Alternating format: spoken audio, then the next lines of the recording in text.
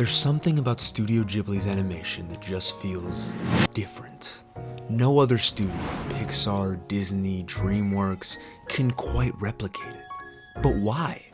How does a small studio in Japan, with just a fraction of the resources of Hollywood's giants, consistently create some of the most breathtaking, emotionally resonant animation ever made? The answer goes way beyond just hand-drawn animation.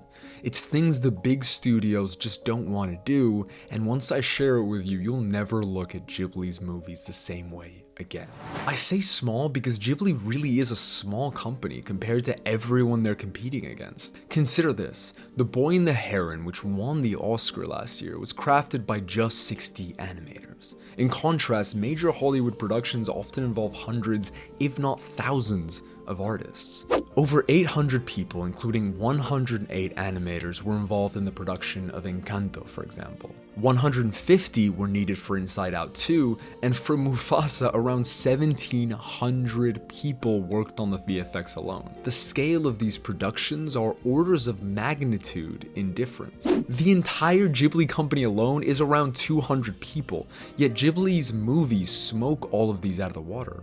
How's that possible? Well, sometimes bigger isn't better, and Miyazaki has always been involved in the entire process of his films. Smaller teams make it much easier to maintain a cohesive vision that doesn't get diluted by layers upon layers of bureaucracy and inefficiency. This has been a huge factor in every Ghibli movie being incredible. It's this control that's often actually been quite restrictive for employees that is truly key. But art also takes time, which is something that Ghibli has always respected. In an era where studios churn out multiple films a year, Ghibli's pace is almost defiant. Since its founding in 1985, the studio has released just 22 films in nearly 40 years, averaging one every 2 years. This deliberate pacing allows each film to be meticulously crafted. Unlike other studios releasing up to 3 entire movies in a year, I'm looking at you, DreamWorks, or anime studios releasing dozens of episodes of different animes in a single year and causing outrage for the ridiculous state of burnout the employees deal with, Ghibli's approach ensures quality over quantity. This patience isn't just about time, it's about care, dedication, and an unwavering commitment to artistic integrity that seems to be lacking everywhere else, except for you, Cartoon Saloon.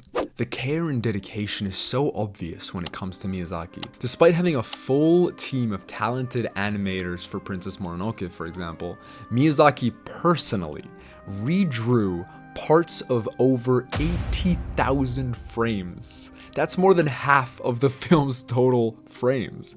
His obsession with detail didn't just push the boundaries of quality, it redefined what was possible in hand-drawn animation. But Miyazaki isn't the only visionary behind Ghibli's unique style. Isao Takahata, co-founder of Studio Ghibli, also played a monumental role in shaping the studio's artistic direction. I actually have a video about him on this channel. His influence brought a more grounded, realistic aesthetic to many of Ghibli's films, contrasting with Miyazaki's fantastical worlds. If you've ever watched Grave of the Fireflies, you know exactly what I'm talking about. The raw, heartbreaking nature of the movie has low-key destroyed every single one of us that's watched it.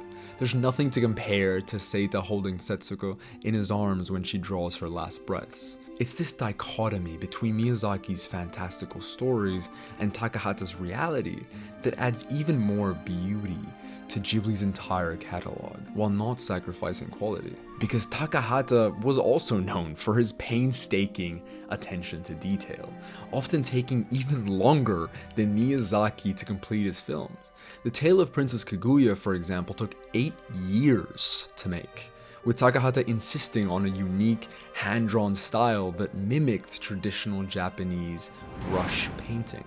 This dedication resulted in probably one of the most visually distinct films in Ghibli's catalog, showcasing how the studio's commitment to artistry often completely defied industry norms. And that's the thing, being a studio entirely dedicated to 2D hand-drawn animation requires that level of commitment. In an industry increasingly reliant on CGI, Ghibli has never wavered. They might have used some technology to aid the process, but every movie they make, apart from one that we're not going to mention, is completely hand-drawn. Ponyo alone consists of 170,000 hand-drawn frames. 170,000!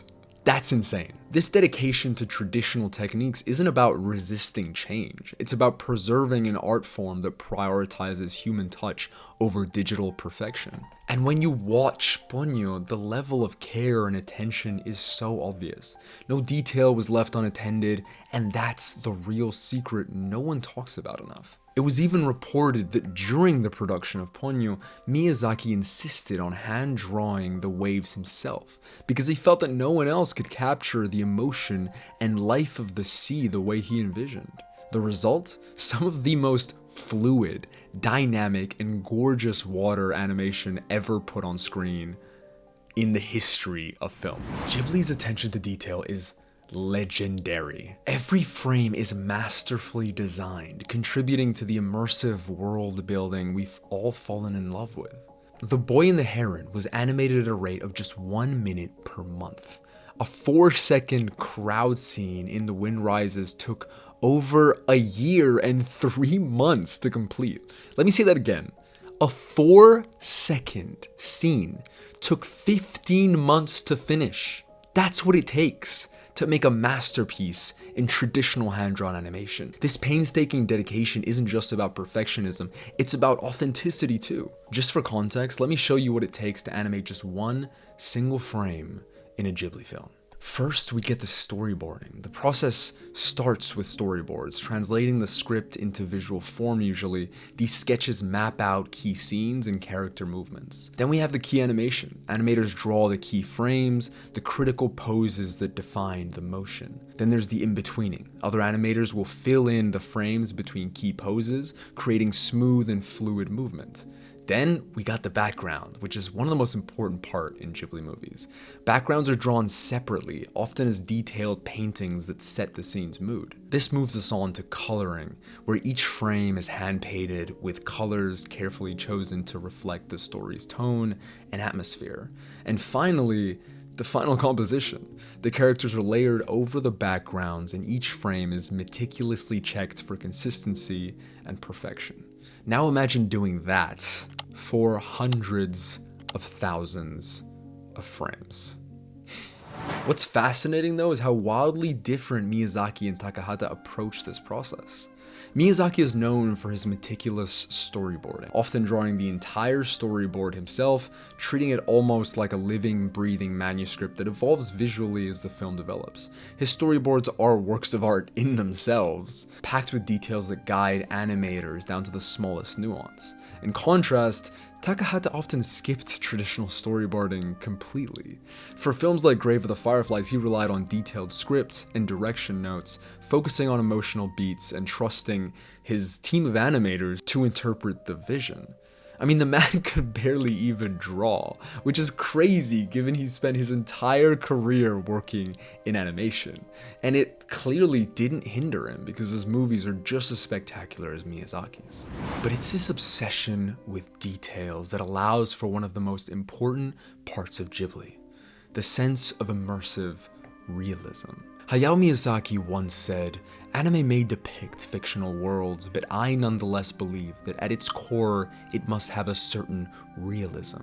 The animator must fabricate a lie that seems so real, viewers will think the world depicted might actually exist." Ghibli movies blend the fantastical with the familiar, creating worlds that feel lived in.